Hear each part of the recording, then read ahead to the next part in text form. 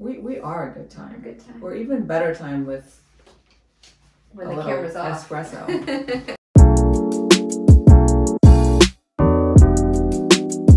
Hey guys, it's Dr. Ozzy. I'm sitting here with Lacey in my office and a huge ring light in front of me, guys. I'm almost blind. This ring light is so bright. This is the first episode. We're actually going to record videograph this recording. Yes. So what do you think of that, guys? It's going to be fun. What do you think, Lacey? It's going to be fun? Yeah.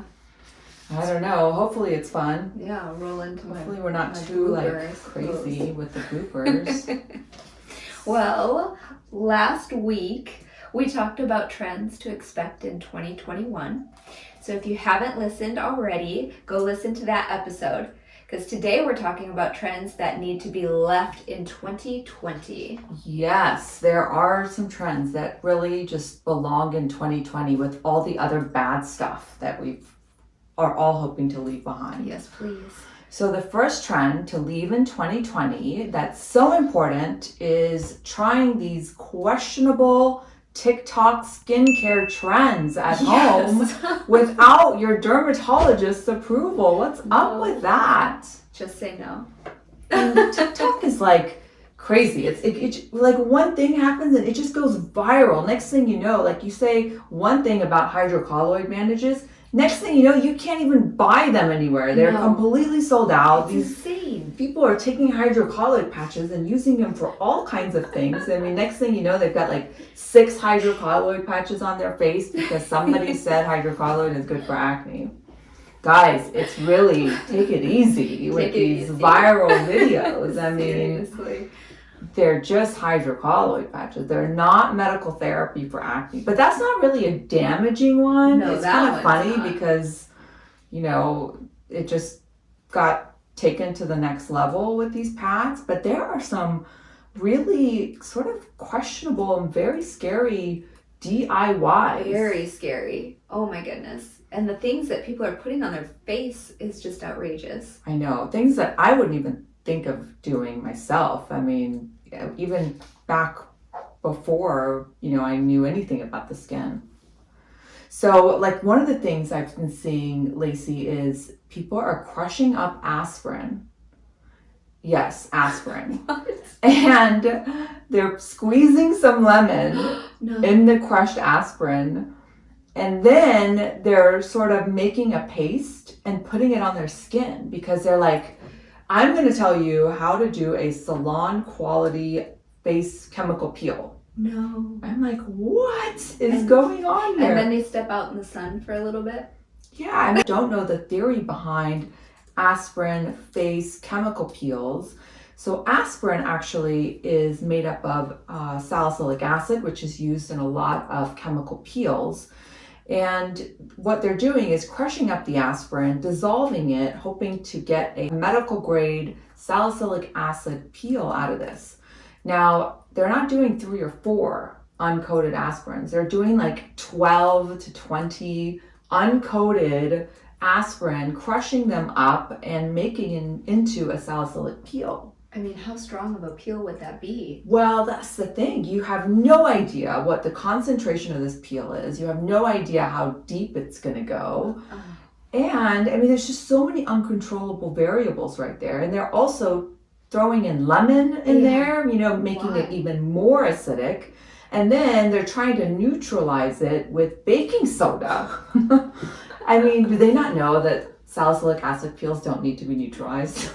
You know, what do they say? If it's online, it's real. It must be real. I know. It's like the social media has really just become this source of misinformation and like bad ideas. So many bad ideas. So definitely leave your aspirin chemical peel DIYs back in 2020. Please leave them in 2020. Have you seen any trends that you have noticed on TikTok? You know, I just love watching the dancing.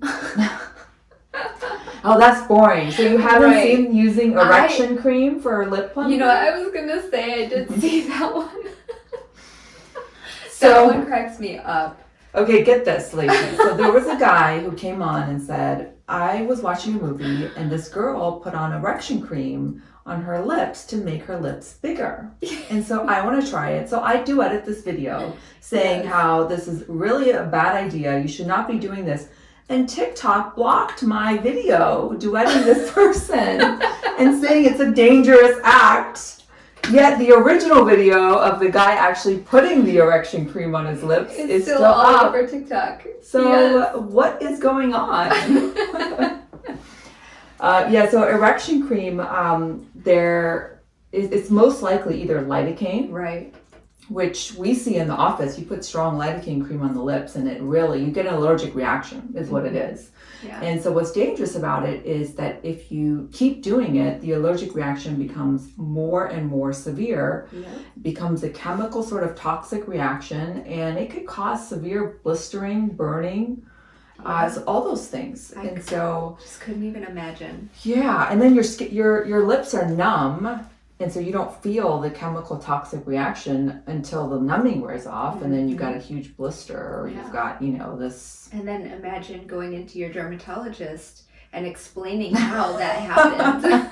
I can't even imagine what people are doing nowadays. It's outrageous. I know. Hey, Dr. Ozzy, I was using some erection cream on my lips. It's just embarrassing all the way around. I would give them the AziMD Lip Plumper. 100%. It's got a little bit of peppermint. It's so safe. It's medical grade. And I swear it looks like you had one syringe of filler. It looks so good. And there's So SPF. good. And there's important. SPF. And it has hyaluronic acid. Because I feel like a lot of the lip plumpers, they sort of dry your lips out. Yes. Do they dry your lips out? Yes. I hated it because my lips would always feel so chapped afterwards. But now my new fave. Well, it's not that it's chapped, it's probably irritated. I'm sure. So you got to be careful, guys. Watch out for those TikTok trends. Talk to your doctor before you try any of those things. Another trend to leave behind is using too many actives in your skincare routine. Yes. I see this every day in the office. People come in and they bring their bag full of products because, they love to show me all the products they're using, and they come in, they're so proud. Like I do this 10-step in the morning, and then I do this 8-step at night. More like 30. And it's like they're using like 3 exfoliants, 2 toners to make the exfoliants even more irritating, and then throwing on some witch hazel at the end, and just too much. So much.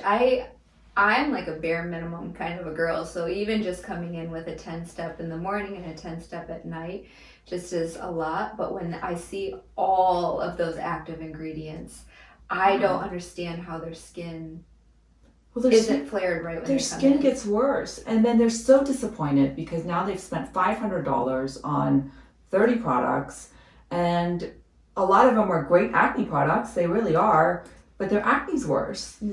And guys, if your skin gets irritated, it's gonna make your skin condition worse. So if you have acne and you irritate your skin, you over exfoliate it, guess what?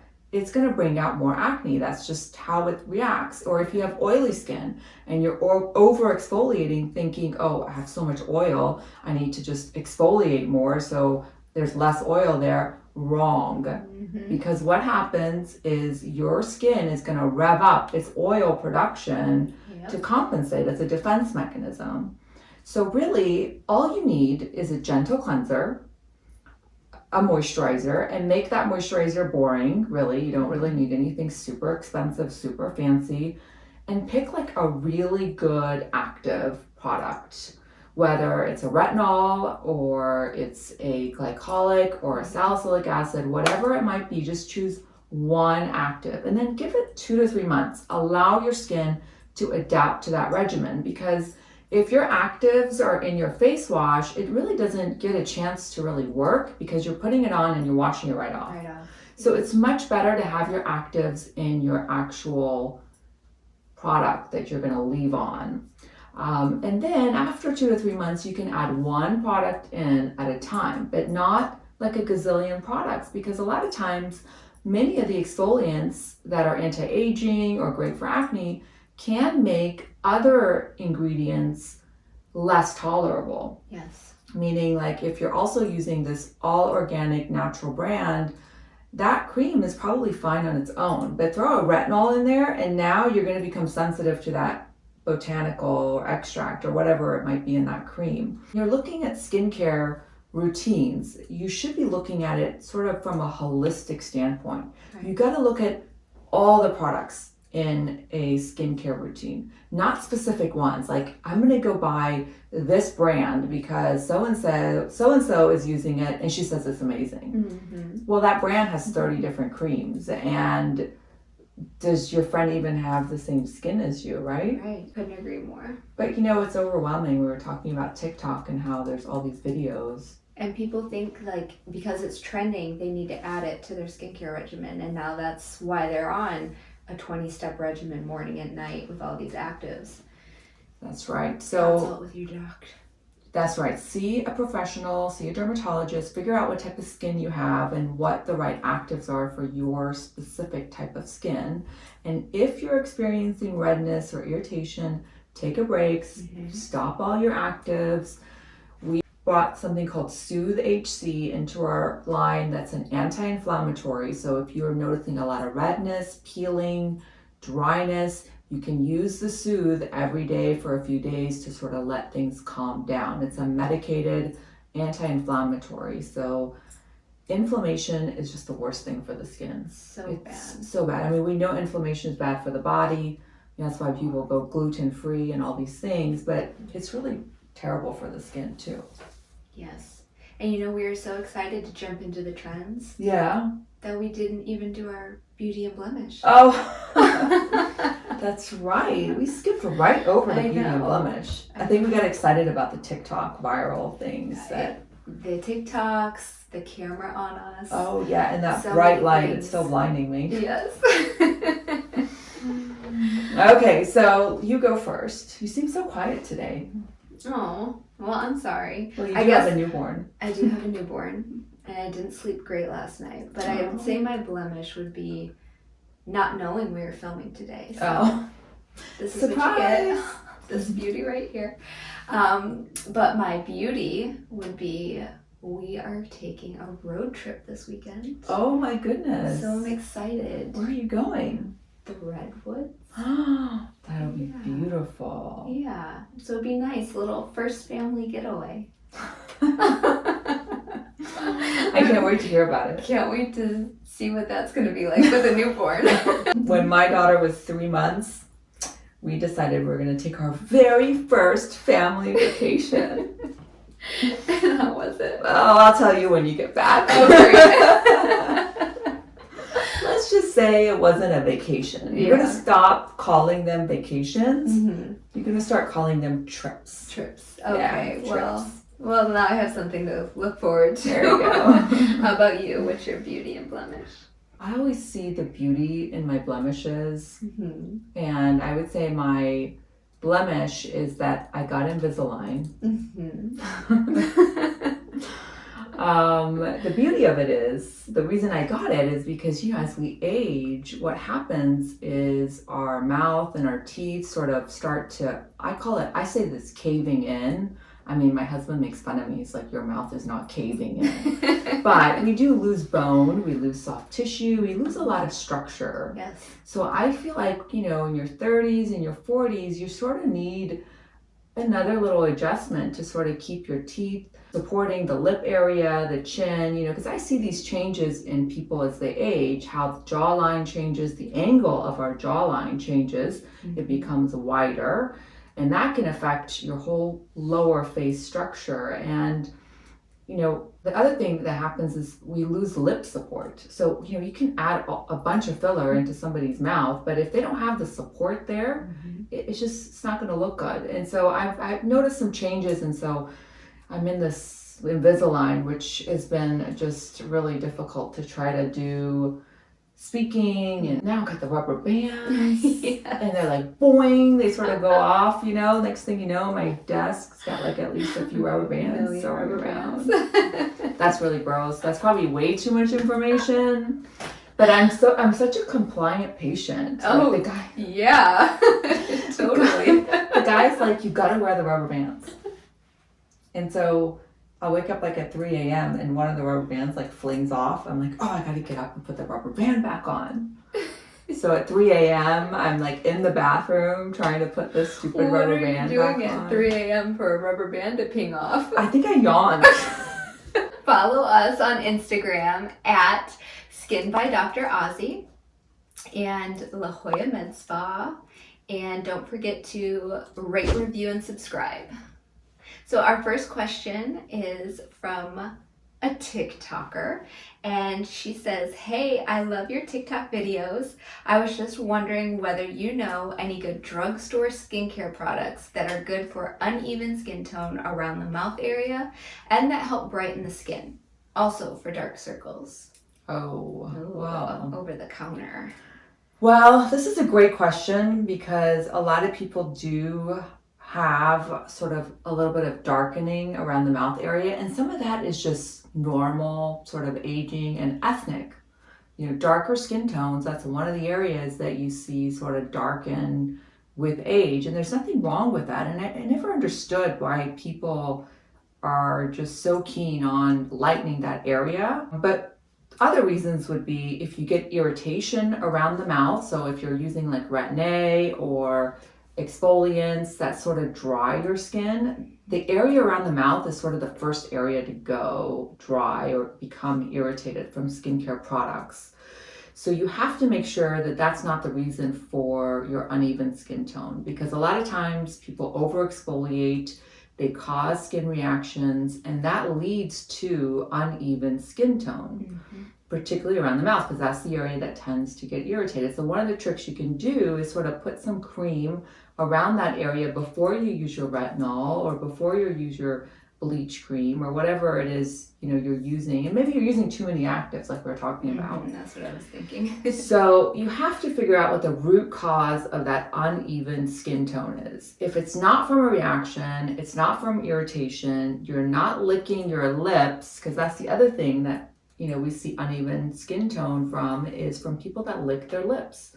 And that licking causes an irritation that then leads to pigmentation and uneven skin tone. So make sure you're not doing that. Make sure it's not, you know, fluoride toothpaste can cause some reactions on the chin and around the mouth area. There's a lot of reasons for reactions around the mouth. So first, make sure that you have that under control. That is the most important. Once you have your skin at a nice place where it's happy, it's hydrated, it's not irritated, then you can use products with ingredients such as hydroquinone, which is a lightening agent. You can only get up to 2% at the drugstore, and there's a brand called AMBI, A-M-B-I, that has a 2% hydroquinone over the counter. And then there's another brand called Ethnic Skin RX, which has a formulation with kojic acid and vitamin C, which are also brighteners. Those things I've seen at the drugstore, but you know, there are lots of other skincare products that are available over the counter. You may not find at a drugstore, like the Dermabright pads that we have in the office. We can do 2, 4, or 6%. And they have, these are the ingredients you want to look for: hydroquinone, kojic acid, vitamin C, arbutin, emblica, and licorice. Those are all sort of natural brighteners. Oh, and burberry. That's the other sort of ingredient. So these are ingredients to look for. Another ingredient is azelaic acid. Love it. Which we have azelaic 10 serum. And that one is actually a great product. I think it's one of the most underrated skincare ingredients because it's so gentle, yet it's exfoliating, and it works great for discoloration. And it's great and safe for pregnancy. That's right. And it's safe in pregnancy. So those are sort of ingredients to look for in products. The azelaic acid is one of my favorites because you can sort of use it with all different types of skin colors and skin tones and types. But the hyperpigmentation a lot of times is a result of irritation, and that would be the biggest takeaway for this. For dark circles again have a lot of different causes. It could be ethnic. You know, some people's skin just naturally get darker with age. It could be hollowness. In that case, you may need a filler or some in-office treatment. But in general, things like niacinamide and vitamin C are safe to use, around the eyes for brightening. There's also retinols that help with building the collagen in the dermis that sort of help mask dark circles or help improve them. Collagen stimulation is something else that is great, to use for dark circles. I always thought it was interesting when patients come in with the dark circles and kind of irritation or thickening around the eyes. And a lot of times it's from perfume, right? Just a reaction. Right, yeah. So dark circles, there's so many causes because, again, irritation, redness. So you know how people get flaky and red and sort of peeling skin around their eyes? So common. So common. That's going to lead to pigmentation around the eyes. That's going to make your skin discolored. And so, people don't realize that there's usually a precursor to that. Yeah. All right, last question. Hi, Dr. Ozzy. I have many small little white bumps on my upper eyelids. Can they be removed? And if so, how many can you do at a time? And what is the recovery like? That's a great question. That's a great question. It could be a lot of different things, but most commonly people have what's called milia. And milia are like these tiny little cysts that people get under the skin. And I don't know why people are so annoyed by them. They just come in for that one milia, to have that extracted. A lot of times they do have to be extracted in the office because they're sort of hard and under the skin, and you may have tried to sort of squeeze them yourself, but nothing comes out. And when we take them out, they're like these hard pebbles almost, right? It's fun. So it is fun. It is very gratifying to get those things out. But a lot of times you may need an office treatment to get them removed. Using a retinol helps because it helps sort of exfoliate the skin and help renew the skin in that area. But make sure you use a retinol eye cream, meaning a cream that's designed for the eyelids that has a retinol in it. I always tell people, take a little bit of warm water on a soft cotton ball and for a week or two, just sort of scrub at it like that, A lot of times the warm water sort of softens the skin, softens the little cyst, and a lot of times they just sort of pop out with that. Not always, but sometimes. So try that with just water. Don't use soap because then you'll get irritation around your eyes, but just some warm water on a cotton ball and just sort of move it back and forth sort of rapidly, just for like 5 to 10 seconds. That'd probably be your least invasive option. Least invasive option. But also we do Diamond Glow, which is a treatment we do in the office. We use a smooth tip, and that has a very gentle sort of vacuum, and it does some exfoliation and some infusions with hydrating serums that sort of help that skin prevent the clogged pores and milia and things like that. Very popular. Yeah, very, very popular. In terms of the recovery, it's almost like none. It's when we remove it. Yeah. People can't even find where it was. So very easy to do in the office, inexperienced hands. We do them a lot because people do not like them. Yeah, not at all. Really bothersome. But that Diamond Glow. Yeah, I love the Diamond Glow. I love it. Oh my so God, popular. I'm so due for a Diamond Glow. Me too. Okay, guys, thanks for listening, and we hope that we won't be seeing any more of these trends in 2021. Make sure to find me on Instagram, Skin by Dr. Ozzy. That's SKINBYDRAZI. And please rate, review, and subscribe to this podcast.